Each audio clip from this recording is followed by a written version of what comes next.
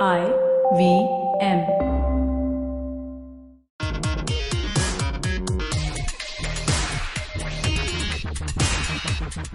Hello and welcome to Simblified, the show where the points don't matter.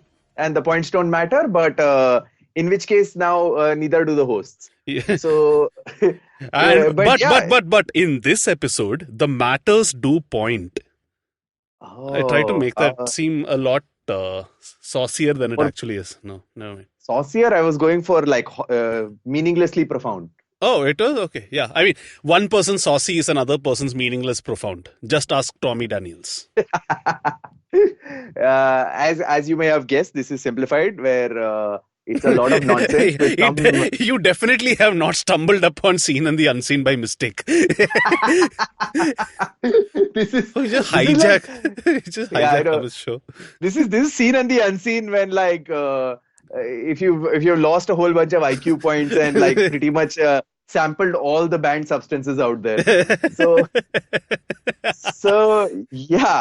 what we are going to attempt doing in the middle of a lot of this nonsense is talk about one particular topic with Chuck, my one co-host, and Naren, my other co-host, who has suspiciously gone missing. Yeah. In the previous episode, we have declared that Naren has been temporarily impeached. So that too. Yeah. Or defected to Pakistan, you decide. Details in last week's show.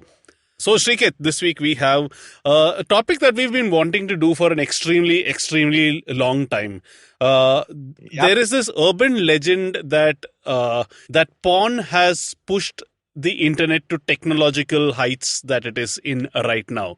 Well, that is largely true, really.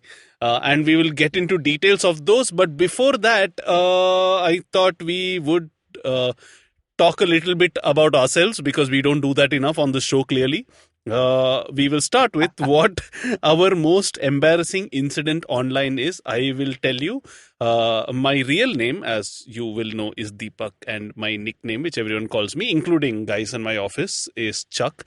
And Srikeit, I don't know if you know this, but many times when you try to write Chuck, it can get auto-corrected to other things. Yeah. One such time, it did autocorrect itself to a client. And nice. And I had to immediately write back and said, I just basically repeated. First time an honest mail to the client. Yeah. So I had to, for those wondering, it was not duck. And I just basically replied to that mail again and corrected the typo. And one naughty person from their side, I know why you did that. So that was my so that was my most embarrassing moment. What's yours? Yes. And this happened, I think, just last year. Yes. What? Oh, this one. Mine. Autocorrect nonsense. Yeah, autocorrect. Okay. My most embarrassing moment actually happened a few years ago, as well as about 15 minutes ago. Wow, what are you saying? Did you lose your virginity? 15 minutes ago, I was still recording on the phone. So I don't know. Either our previous episode is extremely PG-13 plus, or alternately, this recording means nothing. Both of which are quite true. But anyway, the most embarrassing thing that happened for me, I will give you the original incident first. Was I was on an office con call. I think it was almost like it was a training session. So there were people who had dialed in from like different countries, and all of the entire region was on the call or something like that. And I had dialed in as well, and it was since it was a regional call, it was set at around like 4 p.m. Singapore time or something, and that basically was 1:30 p.m. India time. So I was in the middle of lunch. So I was like, it's a training, just listen to it and continue having lunch. So what I did not realize was that Skype has very ambiguous buttons for mute and not. Sorry. So not only did the entire con call listen to me chewing on my lunch, but they also Hmm. heard some pretty graphic burps.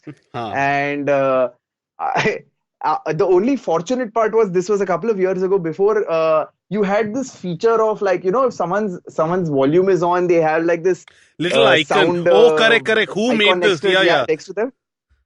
Who made that sound? That did not exist back then. Wow. So everyone kept asking where the sound is coming from, and no one really knew. So I pretended and pretended with the ignorance. So it was technically not like nobody identified it was my fault. But when I later realized, it was pretty mortifying Wow. to realize that they pretty much heard my entire lunch and several graphic belches.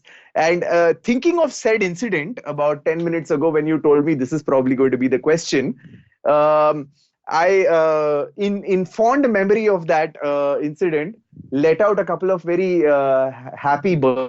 burps, and which I was assuming were not being heard, and Yeah. was very kindly received with great thanks by our producer Darius, Yeah. and who said it was very soothing. So that's Uh, very comforting. Yeah, soothing. I see. That's not normally the term that I would associate with your burps, because as a person who's had dinner with you First, several times, I can testify that Sriket is a type of person who, when burps, the air quality index of the surrounding region generally tends to go for a toss.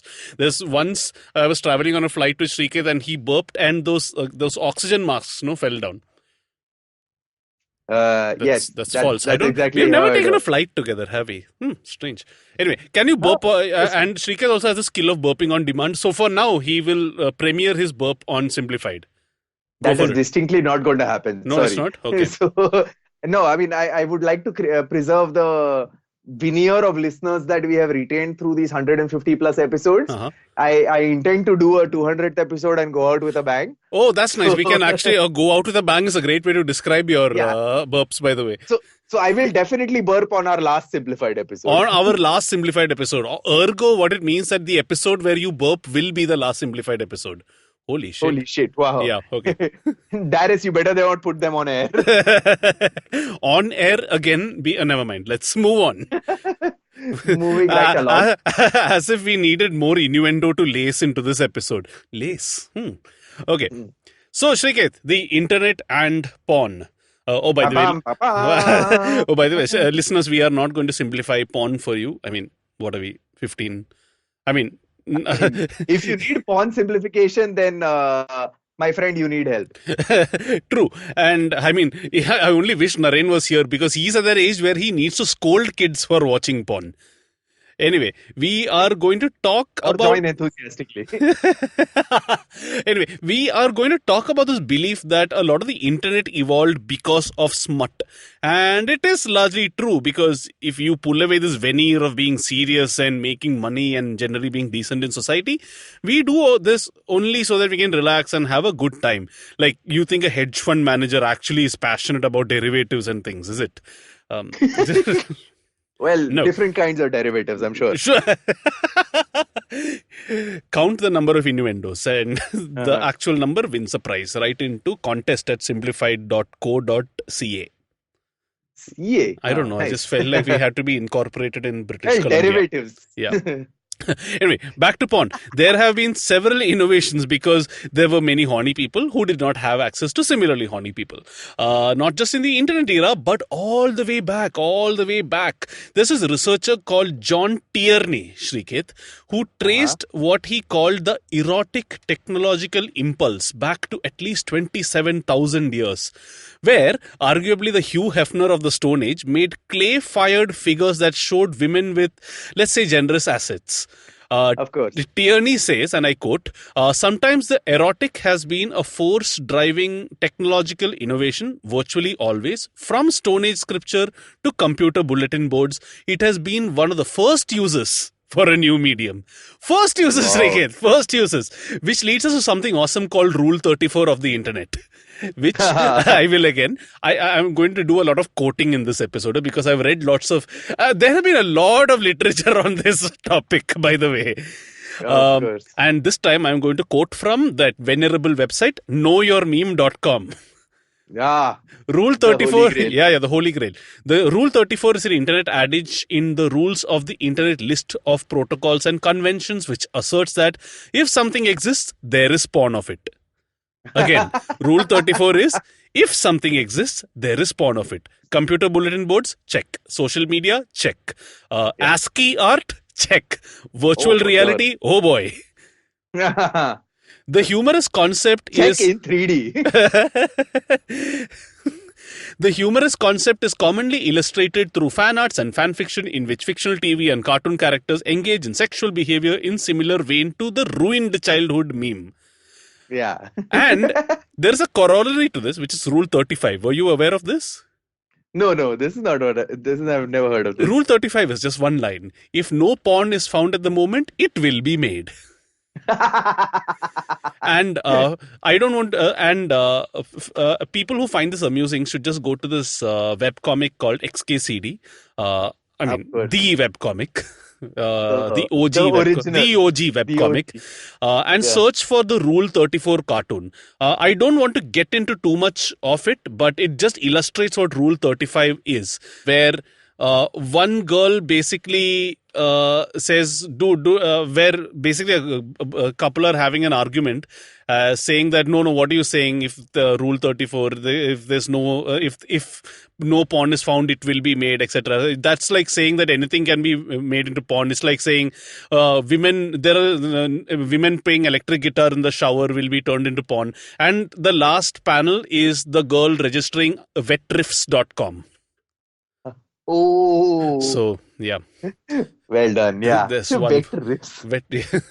There's one for the intersection of horny young men and classic rock lovers, which again I don't think is an insubstantial intersection. Anyway, the main point we're trying to make is technological advance leads to some naughty things being enhanced. Then moving on from a history from 27,000 BC, we now move way forward to 15,000 BC, where cave art, which shows female nude sketches in some caves in, of course, France. So it was like carve me like one of your French women back then, if you will. Then when the Sumerians learned how to write, naughty poetry followed. And Of course. and quoting from BBC, the website, about 4,000 years ago, a Mesopotamian artist lovingly crafted a terracotta plaque of a man and a woman having sex as she sips beer through a straw. I find this preposterous. Who drinks beer through a straw? Well, I think what would be more, I mean, there is terracotta being used in this, which is, I think, as a medium allows for pretty much anything to be happening. And in India, they would say, let us get on to terracotta. No. Never mind. Just no. Moving on to the Gutenberg printing press, which was supposed to liberate us mentally, but well, it ended up liberating us in the bedroom. And again, well, someone definitely got in bud. yeah. Based on the sonnets of a man considered the first pornographer, a gentleman called Aretino, a book that was banned by the Pope, says the same BBC article. One of the first films shown commercially, motion films, was a film that was distributed by this guy called Edison. You might have heard of him. He is more famous for ripping off the greatest inventor of the last century, Nicholas Tesla. This movie was called The Kiss in 1900, and well, it did have quite a few kisses. It had 18 whole seconds of a couple kissing, which I'm guessing was quite something back in 1900. Mm-hmm. Yeah, quite a bit. Yeah. Random unrelated thought that came in my head. I think the most common, the most popular English middle name that people know is Alva, of Thomas Alva Edison. Oh.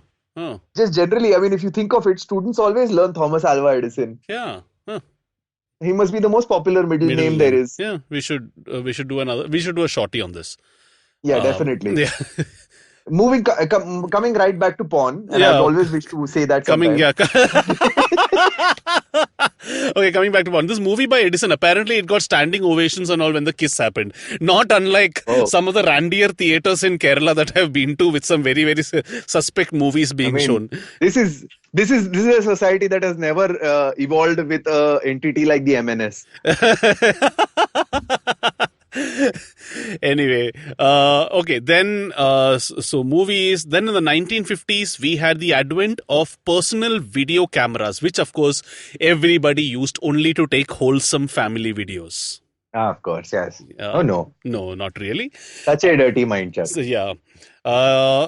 What? That's not what I meant by wholesome family videos. Uh-huh. The whole did have a W in it. And it definitely got some. Wow, wow, wow.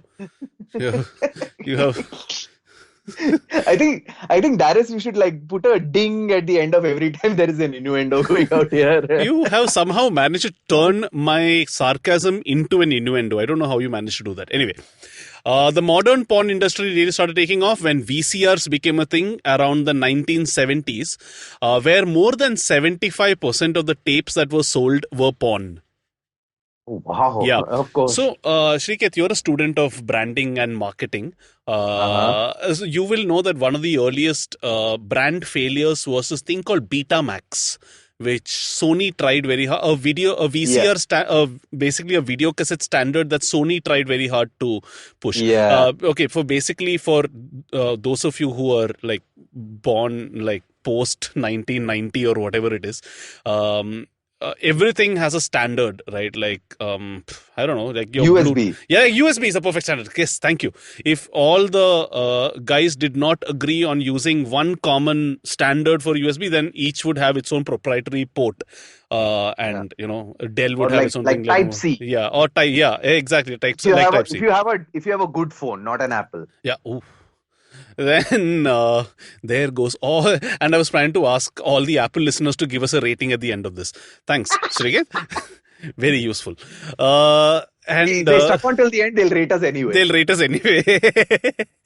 What were we saying here? Anyway, so one of the primary, there was a standards battle back in the 1980s where everybody else was pushing VHS and Sony was trying to push Betamax, and Betamax famously failed. And one of the reasons why Betamax failed was Sony decided to ban porn and did not allow porn to be recorded on Betamax. So yeah, then other innovations other video-based innovations happened. So there were peep show booths where you could where you could drop a little coin, which is basically the AV version of a jukebox, but a little more private. And well, you can imagine what type of films were shown. Uh-huh. So basically, in 1980s, right? This is round about the time where tech enthusiasts started having access to the internet, by and large. And I mean, 1990s was really when it really took off, like when AT&T and all started rolling out commercial broadband. So this seemed like the perfect intersection, right? Like when the internet came in, and by now we had sort of like realized that every new technology from printing press to VHS, everything, somewhere porn is going to come. It's like Rule 34 happened before the internet itself was invented. So when the internet came, it's like, oh boy, this thing is ripe for Yeah, I titillating know. The stuff. first words online were "Hello world." Second words were "Send nudes." And on that note, we will take a small break because no, let's not. Let's just take a break. Yeah, that's all. No innuendo. Hey everybody, welcome to another awesome week on the IVM Podcast Network. If you're not following us on social media, please do. We're IVM Podcast at Twitter, Facebook, and Instagram. I'd also like to thank our sponsors on the network this week, Intel, Storytel, and Cambly. Check them out, they're a really good bunch of brands. This week, in the spirit of Christmas, instead of giving you the long, drawn-out promo that I normally do, all I'm going to do is ask you to give me a Christmas gift. Go to ivmpodcast.com/survey, fill out our survey, and send it out to us. We'd really appreciate it. And with that, let's get you back to your show. And welcome back to Simblified. Yes. We are in the midst, right in the middle. Don't finish that sentence fast. between the two legs of this episode, and What? we are distinctively talking about porn. Terrible. And, Anyway, and but now you have reminded me of a joke that I'm very embarrassed to remember from my sixth standard days. What is the difference between men's cricket and women's cricket? there are two fine leg. Yes, men's cricket has two long legs between one short leg, and women's cricket has two fine legs between a gully. Between a girl. This is, So bad. yeah, I'm so sorry, but I'm just repeating verbatim what my sixth standard self was laughing So at. in case you have just joined us in this middle of the episode, although I have no idea why, but Or if you're listening, or if this is the first Simplified episode you're ever listening to, yeah, imagine if someone joined us and listened to Simplified for the first time from this middle. and thinks They that everything must is like think this. Yeah. And from here, from this point. This is like this is an episode where we tell each other sixth standard jokes. Yeah, correct. But it's not. We are going to have a very serious We have eighth standard jokes pedagogical sometimes. discussion Yeah, of the history of pornography and related fine arts. So continue. I will continue. And since this is an intellectual discussion, I will move on with a study. This is a study done by a gentleman called Marty Rim, RIMM. And what? This doesn't even make itself up. What? Rim, Chuck. Hmm? Oh my God, so innocent, Chuck. Carry on. Marty Rim. Excellent. Okay. Wow. RIMM. Read into this whatever you will. Apparently, it's funny. Marketing pornography on the information superhighway was the name of his study, and because apparently his study showed that 80% of images on news groups at the time, which was basically whatever they were using for chatting and all that back in those days before proper browsers and all became a thing, and the primary repository of pictures online were porn. And this study sort of like blew up quite a bit, and it became the cover of a Time magazine also, which had this very iconic picture actually of a shocked kid with like the computer screen was entirely blue. And because of this, what happened was a lot of internet enthusiasts got really, really angry at this researcher called Marty Rim. And to date, nobody knows where he is. He's gone into hiding, and other people started abusing him, and he got a lot of hate mail or whatever, hate messages or whatever you used to get back in those days. And now, as the internet, so this is the early 90s, early 93 or 94 this was. So this was around the time the internet started becoming popular. A lot of, websites that we know and love started, or know and loved at least, started around this time. Like Yahoo started, Google was about a year or so away. The earliest social media started, more and more people were starting to get online and things like that. And because it was so paradigm changing, a lot of officials were also getting in on the act, at least like trying to regulate it, because they thought, whatever, this stuff is being sent from the devil or whatever it is. One of those people was Jim Exon, a 74-year-old Democrat from Nebraska with silver hair and glasses. In 1995, inside the Senate, he said, and I quote, "Almighty God, Lord of all life, we praise you for the advancements in computerized communications that we enjoy in our time. Sadly, however, there are those who are littering this information superhighway with obscene, indecent, and destructive pornography. Now, guide the senators when they consider ways of controlling the pollution of computer communications and how to preserve one of our greatest resources, the minds of our children and the future and moral strength of our nation. Amen." Wowza. 1 year later, Bill Clinton signed into law the CDA, the Communication Decency Act, and he said, if nothing is done now, the pornographers may become the primary beneficiary of the information revolution. Yo. Was this before or after his sex scandal? I'm not sure actually. 1996 is all I read. Anyway, the Communications Decency Act couldn't do much. Online porn thrived. And now is really where technology starts to innovate. There's this guy called Stephen Cohen, who wasn't really an internet mogul or anything, but he did do the brilliant thing of buying the domain sex.com. Right. Initially his idea was, porn is thriving, so I will make porn and I will make the sex.com site like big, and I will sell memberships and everything. And we will This is like the index case of cyber squatting, no? Yeah, it is. No, not just cyber squatting. He intended to make porn himself. Right. But then, okay. He intended to make sex.com a pornography website. But then what he realized after speaking to some people who worked in marketing and all that, and he said, listen, I can just use this as an index, right? I can just put ads on my website and I can direct it to other sex sites. Mm-hmm. And when he worked out the math, he realized he could get $30,000 per month per ad. Yeah, for doing effectively nothing. He had a great domain. So in that sense, it was, cyber squatting. But he didn't sell the domain to somebody else. He sold space on it. So this became one of the most famous examples of display marketing ever. Yeah. And this is another awesome thing. Okay, there was this adult convention that was happening in Las Vegas. Well, where else? Yeah, because these guys, all the pornographers were pretty tech savvy. They tried to They tried to host their conference and meetups and booths and all that in a proper tech conference and got kicked out. Next year, across the road, they rented another place, and obviously all the fun stuff was happening over there. Mm-hmm. And this was in 1996, okay? So some of the things that were over here, and just remember, this is 1996. Live video streaming for $5 a minute. Wow. There were some...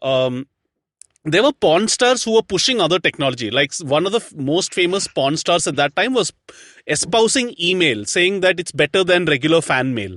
And it was over here that this guy called Stephen Cohen, he came and he basically was this, because he had the domain everybody wanted. So people thronged like crazy to advertise over here, and it worked. Basically, the end of all this, porn was making money online like crazy, and it also helped that America's obsession with the First Amendment meant that the Communication Decency Act was eventually abolished, because even porn fell under free speech, or I'm not sure how much speech happened, but use your imagination. I suppose a lot of vowels coming out together also counts as speech. And you can't throttle that. No, strangle. No, let's not go there. It's been a while. This reminds me though of the recent Tumblr banning of porn. Tumblr ban, yeah. So Tumblr's ban of porn. Our man Trevor Noah did a section on this, where he said that the only porn that is allowed, or the only nudity that's allowed, is breastfeeding, something else, and finally porn that actually includes a political statement, porn that makes a political statement. So basically, like the example that he gives is like if a woman is competing a pretty high fidelity sex act, at the end of it just screams out "Vote Corbyn." I think that thing constitutes as political speech and therefore can be kept. Oh man, that's I like Labour going to another extreme altogether. It's like labor at conception. Oh man, woke porn. Never thought that would be a thing. Okay. Back to our history. Yeah. Okay, so at this adult convention, it was very clear that this was a meeting of very, very successful people. All right, because someone over there said that even our smallest adult sites do $10,000 a month, while the largest ones at their other conference do less. Right. Yeah. And at that time, Wall Street Journal put out another analysis of porn on the internet and how much these guys were making. And they said, find a website that is in the black, meaning profit. And chances are its business and content are in the blue. Oh, wow. So that was a beautiful line. What a line. Yeah. So now, so some other things. So we'll talk about some of the innovations that actually came out of porn, which we enjoy today on the internet. One of these things is actually enterprising women. A lot of people made money selling porn on the internet, and many of them were enterprising women. Like there's one stripper called Danny Ash, who I don't know if you gentlemen have come across Miss Ash's works during your youth. But anyway, Danny Ash was a geek. She read a book on HTML while on holiday. And when she came back, she made a site called Danny's Hard Drive. Of course. And she became one of the first people, forget porn industry, but one of the first people on the internet to start charging a membership. And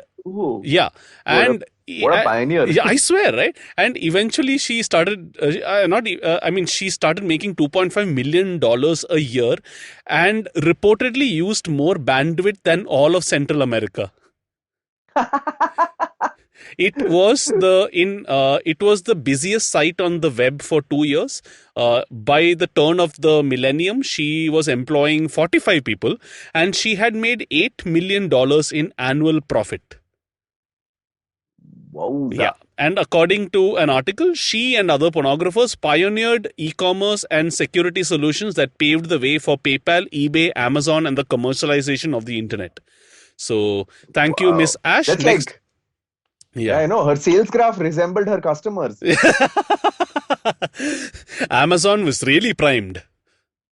Oh, wow. I think that just sounds. I think that just sounds stupid. That just sounds. That's quite stupid. Anyway, so innovation number one, I suppose, enterprising women. Innovation number two would be e-commerce and memberships and all that. It's quite interesting, right? Yeah. Like that porn was one of the first industries to actually do this memberships thing. Another thing that e-commerce. CRM basically. CRM was its origins to porn.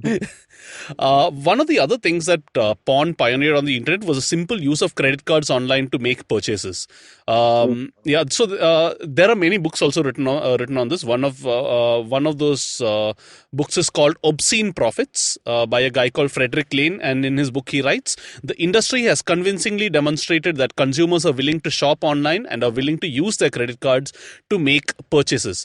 In the process, the porn industry has served as a model for a variety of online sales mechanisms, including monthly site fees, the provision of extensive free material as a lure to site visitors, and the concept of upselling. In myriad ways, large and small, the porn industry has blazed a commercial path that other industries are hastening to follow. Amazing. Wow. Yeah. Very Truly amazing. What is truly disappointing though is the complete lack of innuendo. You never know. Go back and listen to it slowly. In 0.5 speed. It'll all become very apparent to you. Another thing that porn pioneered was streaming. In 1994, there was a Dutch porn company called, you guessed it, Red Light District, that developed the first workable internet-based video streaming system. Alas, said website is no longer available. Another thing that the internet used first was webcams. I'm not sure, Srikeit, whether this captured burps, but initially it was not used for teleconferencing. Let's just put it that way. This is like a reverse Rule 34, no? Like initially it was used for porn, and like the reverse Rule 34 is if something was innovated for porn, eventually it will be used in the office. Or alternately, or was first used in an office setting in porn. Slack was initially a sexting tool. You heard it here first. Other things like video file compression, affiliate marketing, huge. Porn was one of the pioneers of affiliate marketing. Basically, affiliate marketing, what it means is you might have gone to some of these blog sites, especially review sites for tech and all that. They'll say, after reading the review, they'll say, use our link to buy camera or mobile phone or whatever. Because if you do that, they get a small cut from Amazon or whichever site there. There's a big bloggers make a lot of money using this in the US. So clearly, affiliate marketing was a big innovation from the porn industry. The porn industry, it also not pioneered, but it also pushed the need for better bandwidth. Yeah, clearly, right? If it's not loading fast enough, then you won't get loaded fast enough. Ha ha ha ha. Oh, body. Come on, you set that up for me. I know, and I hoped you would ignore it. No. Anyway, it drove the market for improved routers and speeds. And if you see, these GIFs that do the rounds now, no, Srikeit, the most valuable company from 95 to 2019, those graphs will keep changing, no? For a long time, no, Cisco was one of the most valuable companies in the US, and I am in the world, actually, technology companies at least. And I'm willing to bet that porn had a lot to do with it. Well, definitely. The overall I mean, think of it this way, right? The dot-com the boom that initially got fueled, Yeah. and this was in the early 90s, and with just going by your story of how porn was dominating pretty much all sectors of the internet in the early to late 90s even. I mean, the whole dot-com boom and its whole lucrativeness and so many technologies pioneered by it. I mean, a lot of the dot-com boom owes itself to the success of porn. I mean, that's where the audiences came in. Like, they came for the porn and they stayed for like random other shit. Random other things, yeah. And that was the dot-com bust. Yeah. That was not an innuendo. I don't know why I said it like it was an innuendo. And it's just that sort of episode. It's just that sort of episode. Yeah. Poor Naren. Innuendos where you don't mean to, and innuendos where they are not supposed to be. Remember, innuendo ends with do. That was horrible. I think that might have been the single worst line I have ever uttered in my 35 years of existence. And we have collectively said, let's get back to porn just now. As an intellectual relief, it seems. Digital cameras, of course, many uses in porn. Subtitles for impaired viewers, apparently. Who said the porn industry was not like a inclusive industry? Inclusive industry. Yeah. Amazing. Yeah. Subtitles. Yeah. Yeah. So now one of the joys of reading up Srikeit about the association that porn has with the internet is you will find contrasting views also. You'll find I came across a couple of like these not ultra orthodox, but written by like that senator, for instance. And I came across one. Okay, it was quite prudish. I think these guys have never been laid in their lives. Of course, who've written this, and I'm quoting from that study. Okay, thus, if 37 million employees are viewing the average amount of pornography cited by the Nielsen company, the annual productivity loss to companies is a staggering $16.9 billion, said one study, lambasting how porn was being consumed by consumers, by employees. Yeah, but now here's the interesting thing, Srikeit. I actually think porn companies are adding more value to that. Like that $16.9 billion will actually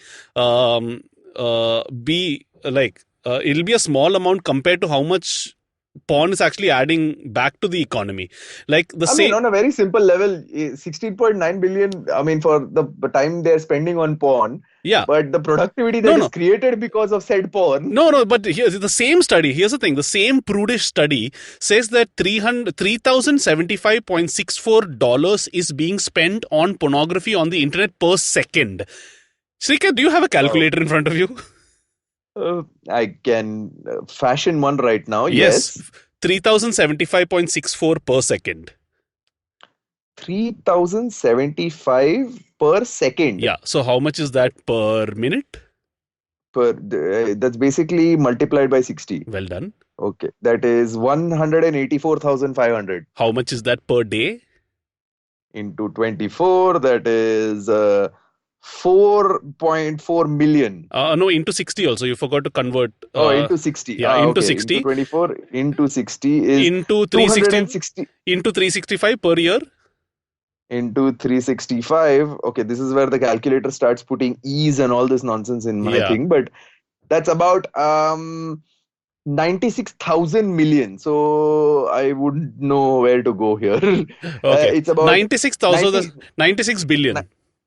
96 billion 973 million. Yeah. And the study cites that the annual loss to productivity is 16.9 billion. So how much have we profited because of porn? Significantly.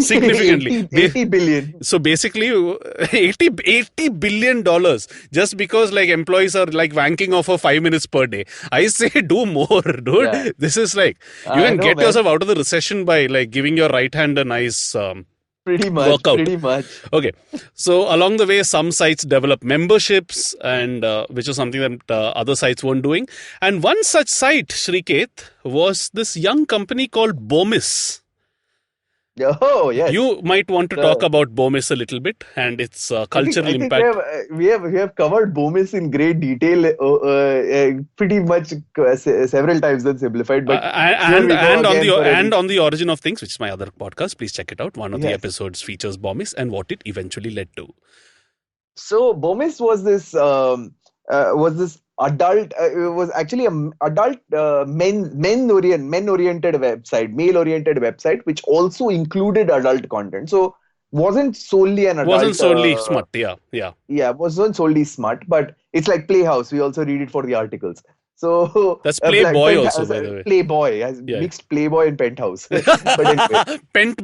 Pent boy sounds like every engineering college kid ever. And Playhouse sounds like a Barbie. But anyway, the point being that so Bomis had this side business, and the business was booming for Bomis. Actually, it was doing quite well. And one of the founders, an earnest young man called James. Jimmy Let's call Wales, him James. James. Actually, it's Jimmy. His actual name is Jimmy. It's not James. So Jimmy Wales was in this feeling of luxury and contentment, decided to do something quite pedagogical and academic in his endeavors, and decided to found this company called Newpedia with Larry Sanger and a co-collaborator, and which was a very stringently peer-reviewed encyclopedia, which promptly failed because nobody wanted to do that for free. So where he basically then radically changed the model and decided to open it up for every Tom, Dick and Harry to edit. And that is what you know and love as Wikipedia today. Yay! So porn led to Wikipedia, pretty much. That is true. At least Porn funded it. At least the initial part of it. Oh, please. That's like oil led to Reliance Jio. So just as a corollary, anytime you see Wikipedia asking you for money, it means they want it for porn. Oh, okay. That's quite a escalation. Blow to Wikipedia. Blow. Don't use the word blow so casually on a podcast like this.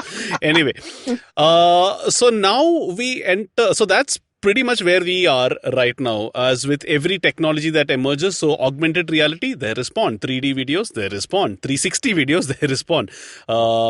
I don't know whether there are porn podcasts, but I would not rule that out entirely. Pretty much with every technology that has emerged, there has been some smut associated with it. But now, Srikeit, the question is, like, how relevant is like porn and porn-related websites in the 21st century, where people, I mean, Snapchat, pretty much we know what it started out for. Yeah. So for the 21st century, I mean, honestly, porn has become a lot, as has become with a lot of the internet. With the internet's now become like much more siloed, where people actually like have their own bubbles of like content they really like and the stuff that they really believe in, and that kind of stuff being fed into, because internet's become really specialized and so many people have gotten in so that you can actually create your own bubbles. Porn's gone pretty much the same way, where you can kind of have, while there are still like the big porn sites, and we cannot go. Big porn. Yeah, we cannot really go without mentioning the modern day pioneer of porn, which is Pornhub, which is amazing and fantastic ads. I like that. I like how that's what you know it for. It's marketing. Well, they crowdsource their ads, and like people still voluntarily make like Pornhub ads for them, which is fantastic. But I think besides that, there are these big sites that do it. But the point is now porn has also become so much more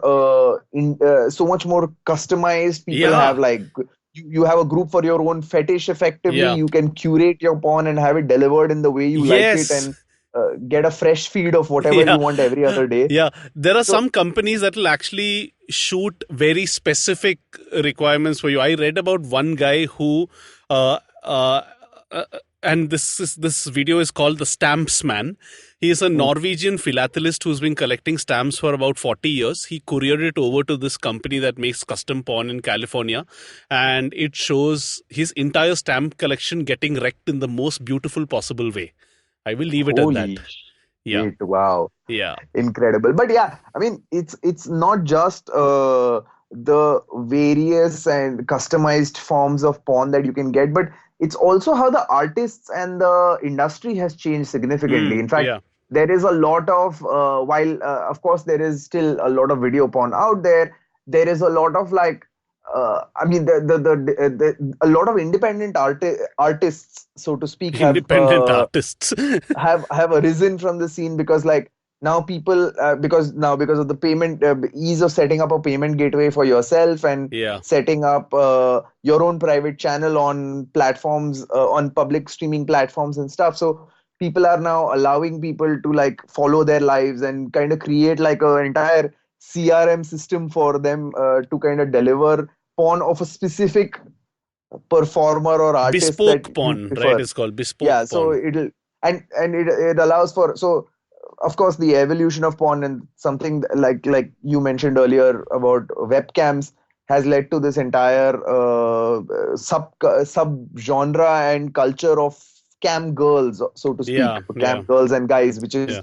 people who perform like pornographic or sex acts in their own houses and like make like big bucks. Like some people actually have this as a full-time, a lot of people have this as a full-time profession where they perform online for this thing and they Wow. pick up like tips on stuff like that. And then there is, of course, with all of this, we are also entering the world of now. So people who have pornographers who have their own public presence. Hmm. It also is helped by the fact that Twitter is a medium that allows for pornographic images to be shared on it. So I mean, you can share. Porn stars can host their own Twitter pages and share their Hmm. pictures regularly on it. So people so I mean these are marketing tools that these guys are using, so they are also very well aware of that. In fact, one of the a negative side of how the porn industry works is a great documentary on Netflix called Hot Girls Wanted.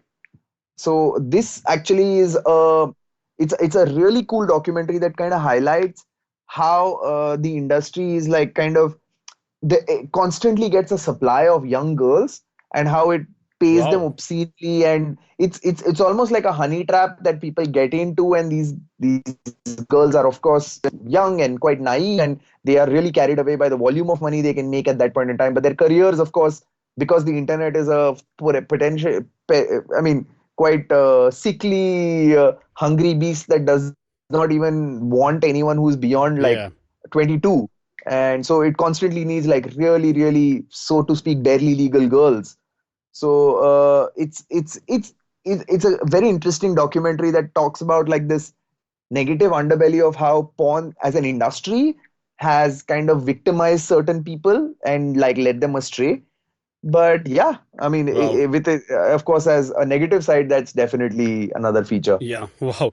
Okay. And as technology evolves, like two technologies that we're going to see, which are definitely going to have some sort of porn in them. One is haptic feedback. Oh Yeah. wow, for And of sure. course, robots, which don't even Uh-huh. need to get into. This is other fact that I came. This is other example of something that was in the world of porn that has made its way into just a regular consumer product, and this is called the hug belt, which has been created by Huggies.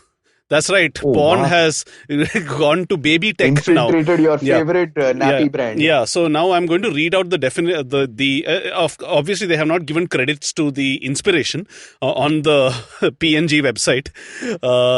This is what it says. Huggies has created a one of a kind belt that does something pretty amazing. It's a wraparound belly band that allows the person wearing it to feel a baby move and kick in utero, right alongside a pregnant mom. Watch the video Mm. of Sharde's story to see the hug belt in action. Sriket, my guess is the before the hug belt there was something else, and I don't think the belly was what it was wrapped around. Oh no, no, Yeah, not yeah, really. yeah. There, You can almost say that porn is the internet's NASA because one innovation is leading to other, like how all those uh, spaceships and everything led to. Anyway, no. yeah. Yeah. Anyway, we will Moving now right be along. moving right along to the end of this episode as we a climax, if you will. One thing we haven't done in a very long time on the episode is etymology. Actually, no, you did one in the last episode. So, two etymologies back to back. Anyway, pornography is derived from porno, which means 4 years, and graphy, which means board engineering college student. No, sorry, wrong. That's wrong. Pornography derives, of course, from the Greek. Porno initially meant, porno was prostitute, and graphene is write. So initially, pornography actually meant writing about prostitutes, and that went to pornographos, which is writing about prostitutes, and then it became pornography, which meant smut, starting the mid-19th century.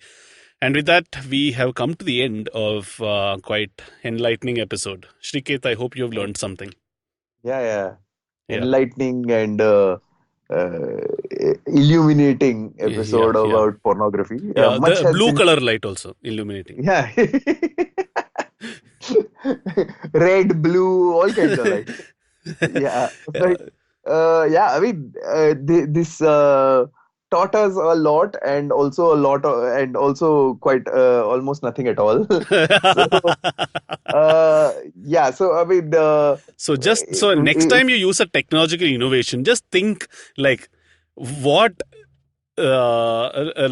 act of pleasure happened to lead to this anything that you're using. If you're like a banking transaction on your phone, IMPS could have been inspired by porn, for instance. That's where all the OTPs went.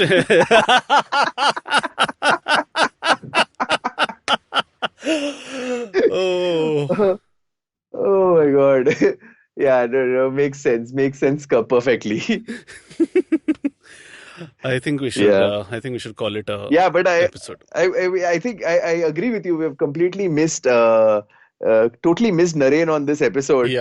Because he would have talked about his experiences in crafting that terracotta board on which that Sumerian thing was crafted. But anyway, so we will end this episode. So stay safe. Stay what, Srikeit? Technologically advanced. Stay Rule 34. Stay Rule 34. I think that's a good. I know. Stay Rule 34. Stay Rule 34 and. Hang on. Wow. It's quite significant that 34 doubled is 68, just one below. Wow. But you never know. That might be the reason why. And also shout out to all you innovators and creators out there who are sweating and toiling to make an invention only to know that 5 years later, internet is going to put smut on it. Yeah. I mean, sweating and toiling is definitely what is going to happen. Blockchain porn exists or what? Potentially. What? I have no idea what that would mean. A publicly verified ledger of. Yeah. I'm pretty sure there will be like a porn like that is set to math rock or something like that as well. AI porn. Oh dear! Now we have entered another. That's Okay, I think that now we should. This is the appendix of the episode, which distinctly needs to be surgically removed. But anyway. Stay simplified. Stay safe. Don't go to that part of the internet, even though you're already in it. But take care and come back soon. And we will see you guys next week with an interesting episode. Potentially. We are still wondering if it will be. Yeah. Bye. Bye.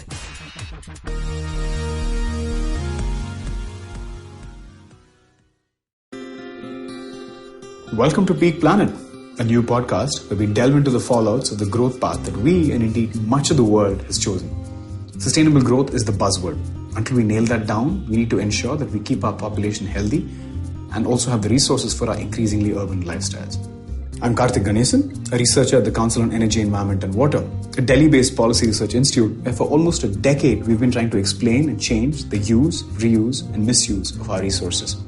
In the first season of Peak Planet, we take up air pollution, public enemy number one, and an invisible one at that.